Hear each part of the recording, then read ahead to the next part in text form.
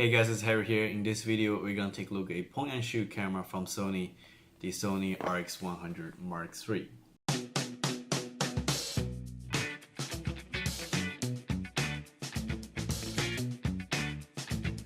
I spent my own money and I bought this camera from Best Buy. It's a Geek Squad certified open box, kind of like refurbished camera. It is still having the same return and exchange policy as the new one. Before I bought this one, I also did tons of research on this camera. 90% are positive reviews for this camera. That's why I bought it. I want to try it for myself and to see. Because this is a open box, I purchased a separate extension warranty, 4 years extension warranty for this camera, just in case if anything goes wrong. The RX100 Mark III, this camera is not a new camera in today's market. I'm not saying it's not good, because even today, a 20 megapixel 1-inch type sensor still shoots a really good quality of photos and videos. I don't say if this camera is losing behind, right? Except 4K video. This one does take a 4K photo, still photo, not video though. The video, it takes full HD 1080p at I think 60 frames per second maximum. Or if you go and shoot 720p, it will be a 120 frames per second. I don't shoot a lot of slow motions anyway, so it's not a big deal. This camera does take a XVACS type video. What this video mode means is basically gives you a whole lot of data in your video compared to MP4 and AVC HD. The XAVCS in better quality than those two. But from people like me or people who are just shooting for fun or just shooting a vlog on YouTube, then pretty much you don't need to shoot a video in XAVCS mode. There's two reasons you don't need it. One is the SD card requirement. Another reason, just because the file size is different. For all that being said, let's take a look at this camera first. But first is to open this box and see what's inside and what the camera looks like. Okay, let's open this box up. Warranty information and user manuals. Sony battery, USB cable, with AC adapter, charger. This is the camera. Privacy review completed. Little bit scratch mark. That's what you got from my open box. It does have a 180 tiltable screen.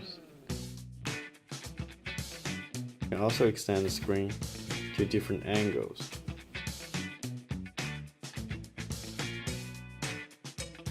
The viewfinder.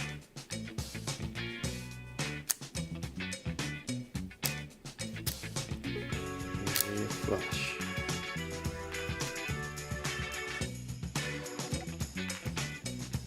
Pretty good.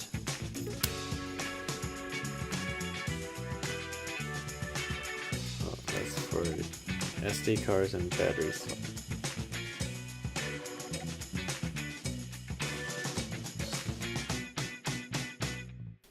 HDMI.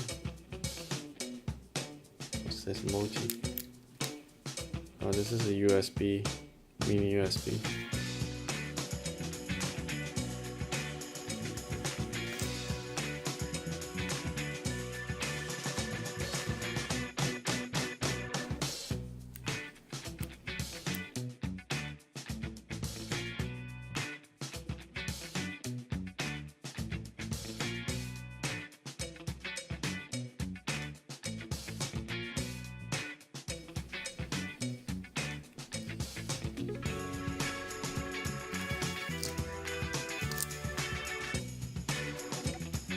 Okay guys, that's pretty much it.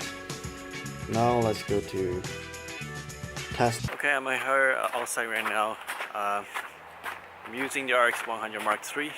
If I were to tell you this is in December, will you believe that? Yeah, it's actually March 6th. Today's Monday. 2:30 right now in the afternoon. You see that snow behind me? We're in Vancouver. We just had snow in March yesterday, and this morning as well. But anyway, this is how this camera looks like when I shot outside. Everything, the settings is set in auto, so it's full auto. That will be the most people who are using this camera who are shooting vlog, I believe. If you are just like me walking on the street or on the exterior shooting, then pretty much all the settings gonna be in auto. I am now using the flip out screen to check out myself. I just see how the autofocus performs. I'm kind of like at a backlighting situation right now, so the sun is behind me and doesn't have that much light in front of me, so you probably gonna see my face a little bit darker as normal.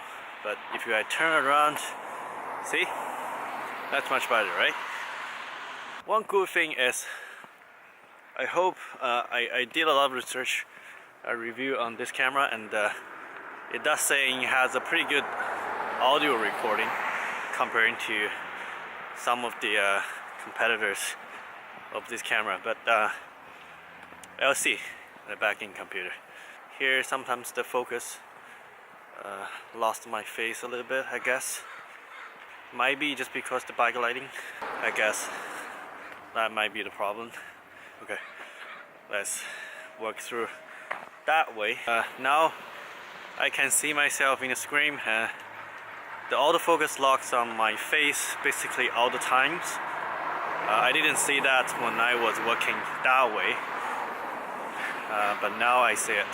So, which means the autofocus right now is doing a much better job than, you know, then if you don't get that much light. This camera does also have another function I like it. It's the built-in ND filters. Okay, I'll show you. Right now this is without ND filter. Okay, right now with ND filter on.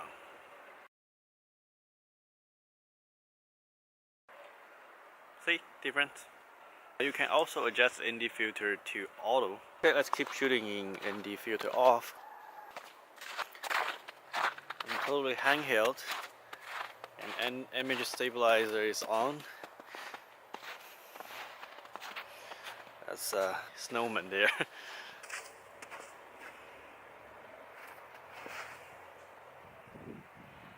Locks my face. Okay, now I'm going to take some photos and to see how the quality for the photos.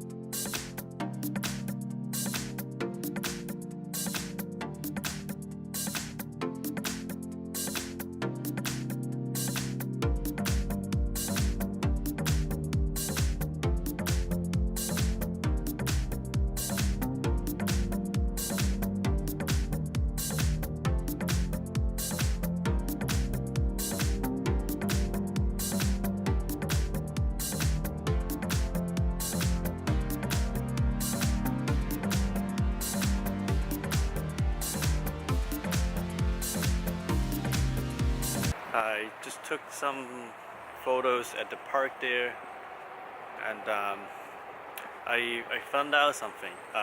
The EVF, when I facing directly to the sunlight, that's quite bright sunlight. Even if I use the electronic viewfinder to shot the photo, I didn't find that much of help. It still like feels pretty bright, and I can't really see even using the EVF. I'm not really using the EVF for that much anyway, so it's a good thing to have it.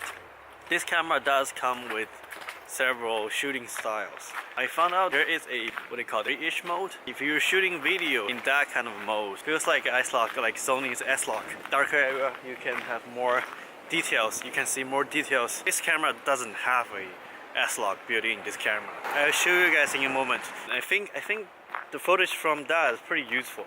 So here I'm going to demonstrate you of the kind of S-Log-ish mode. So here we are backlighting. The sunlight is straight in that area. So you see this tree here in the black area. So here you are. The mode is actually in picture effect. You find out a softer high key. You see the trees here and there, it was in black shadows, and now you have more clear image to see. So it's kind of like a S-Log-ish, shooting both in photos and videos.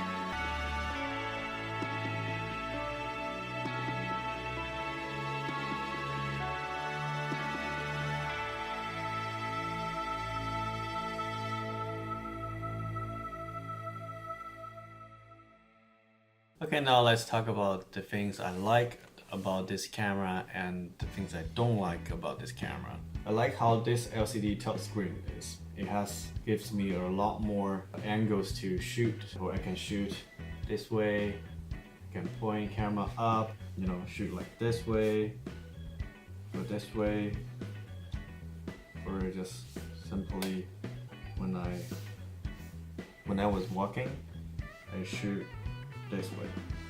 There's one thing that I don't like is this frame hits the LCD screen here. I don't know if this really gonna gonna damage the screen or not, but I kind of worried about this. Another thing I liked about is this control ring here. It's very smooth. It's not like the Canon G7X, I think. The G7 Mark II right now, you can have a switch, so that's been improved. But in the old G7X, this wheel controller very clicky. You have that clicky sound, right? So when you are shooting outside or when you are shooting video, especially when you are shooting videos, that click sound, you will record that click sound. So it kind of not annoying especially when you're changing the ISOs or you're changing the focus or just the zoom in or zoom out. You will hear that annoying clicky sound. But in Sony here, it's very smooth. Another thing I like is Sony has more customizations for the buttons. For example, I changed my control ring here to ISO settings. So basically, when I turn, it's just changing the ISO settings. Or I can set this to do something else. Most of the buttons you can set to your customized functions. That's one thing I like. For the photo part, it has a very good quality of photos. That's for sure. Lens have really good depth of field.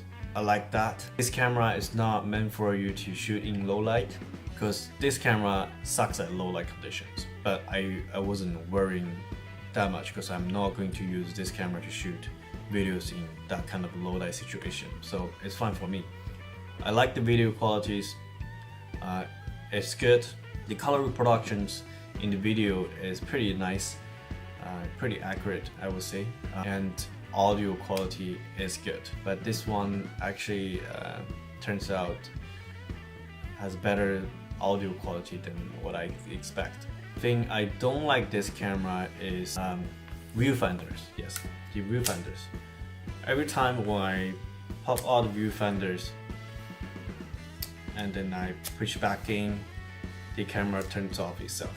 And I cannot find a setting that can turn this function off. I think I saw somewhere, but maybe not for Mark III, maybe Mark IV, that there is a manual setting that you can turn this function off. So basically, when you push your viewfinder back in, the camera still be turning on. You won't turn off itself. I didn't find the setting in here. Another thing is you see this very thin metal plate here. I'm not sure how long will this last, because I found myself using this LCD screen a lot. I mean a lot, really a lot. I really like the tilting screen function here, so I used it actually a lot. It just feels, it doesn't give me that much of strong feeling. The thing is, the body here, in front of the body here, is very slippery. I mean, it's very flat. If you hold tight, then it should be okay. But if you holding it like this, and sometimes just slippery. I think they are selling a accessory like a grip that you can just put the rubber piece on, so it gives you more traction when you're holding the camera here. Just like this, kind of like when you're holding iPhone sometimes, and just slippery and slip out of your hand. So every time I hold this camera, I hold it very tight. I like the flashlight. You see the flashlight? It's angle adjustable. You can adjust the angle of the flashlight. For example, I can just adjust the flashlight maybe towards the ceilings, or maybe a little bit 45 degrees, so it doesn't hit the face directly. The lens is good, it's okay, it's clear lens, f1.8 to f2.8, I like it, fast lens. This, the mini USB, or whichever the USB port here, when I click this USB port here, this is how it clicks in. You cannot push in anymore. This is how it will be stays like, right? It doesn't feel like it's all the way in. I think it's only the halfway in, but you cannot push in anymore. This is how it's like gonna be like.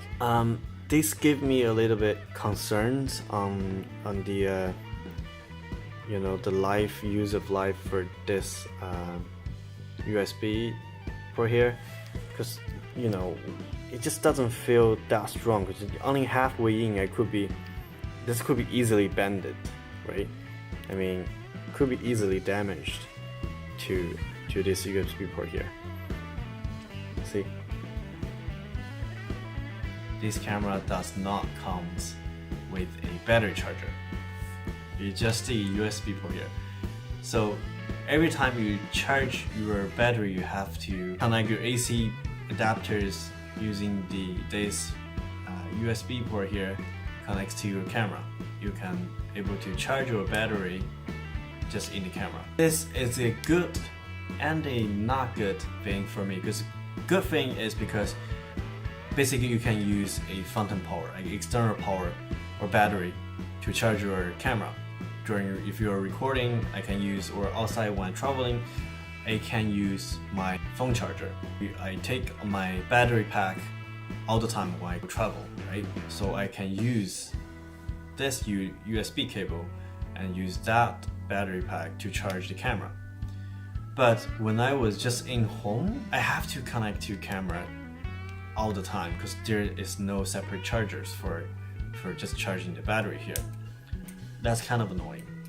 It's kind of like charging your GoPro cameras.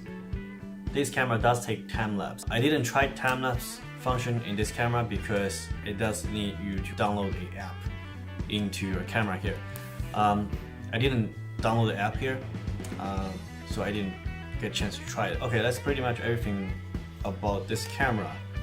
I think I've already given you guys a pretty decent deep review of this camera, and even though this is not a new camera, it is a 2014-ish model.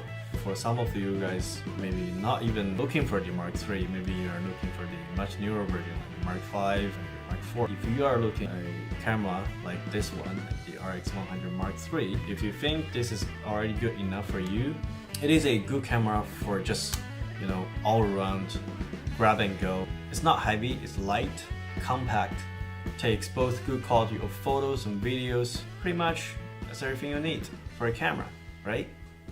And yeah, that's pretty much it.